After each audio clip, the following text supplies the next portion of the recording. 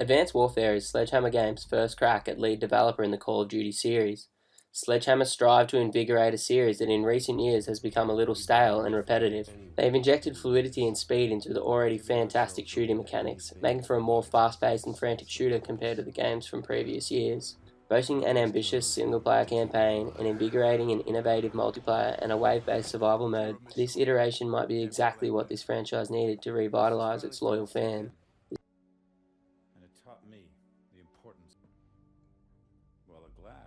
The single-player campaign of Advanced Warfare delivers an ambitious story that infuses real-life growing issues such as an unstable Congress, expanding private militaries, and weapons of mass destruction.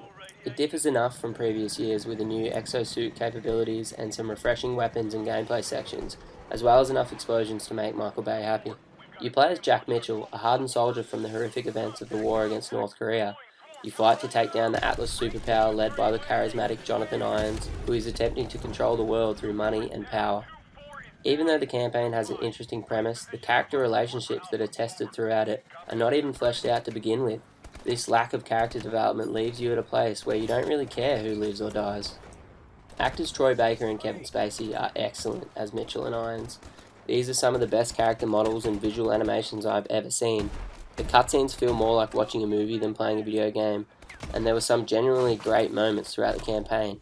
A stealth mission that opened up and allowed me to make my own way to the target, and some high-tech gadgets that made me feel like a complete badass.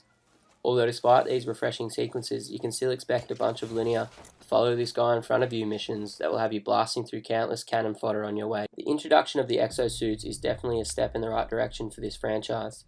They create flexible and diverse combat, along with some excellent new weapons such as enemy highlighting grenades and guns and armor piercing lasers.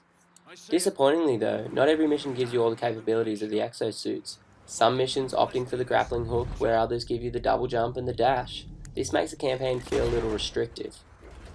Thankfully, this isn't the case for the other modes of Advanced Warfare. From the get-go, you can dash and double jump your way around the maps of multiplayer and survival. What I have started won't end with me. It's bigger than me, and it's certainly bigger than you. You think I'm a monster? That's only because you don't have the conviction to do what's necessary. Multiplayer is quite similar to that of previous years, boasting a litany of game modes from classic team deathmatch and capture the flag, or the more unique modes of kill confirmed and uplink. When creating a class, you are given 13 slots to build your ultimate soldier, with a huge selection of guns, attachments, perks, wildcards, exile abilities, and score streaks. You will have the ability to build a soldier that fits exactly how you want to play. If you're one of those players that never gets the high-end kill streaks, you can easily swap them out for another attachment on your gun, or if you never use your secondary weapon, you can sacrifice it for an additional perk instead. This system grants you the freedom to build the ultimate soldier. The multiplayer maps are well designed in terms of visually and in level design. With the new abilities such as double jump and dash, these levels needed to be vertical as well as horizontal. Although this new traversal does take some getting used to, it wasn't long before I was climbing up buildings to take down enemies from above. The final mode of Advanced Warfare comes in the form of a survival co-op game mode. Survival will pit you and up to 3 of your friends against wave after wave of enemies on a large variety of maps. You'll be pitted against a large variety of enemies ranging from the giant Goliath mech suits, cloaked enemies, flying drones, and attack dogs. Throughout the waves, you will gain points that you can spend to upgrade your exosuit as well as your weapons. This will come in handy when you need to take on the more difficult enemies as you move further into the wave-based combat. This mode is a nice addition to the campaign and the multiplayer. Sledgehammer Games has certainly held no punches while trying to refresh this franchise.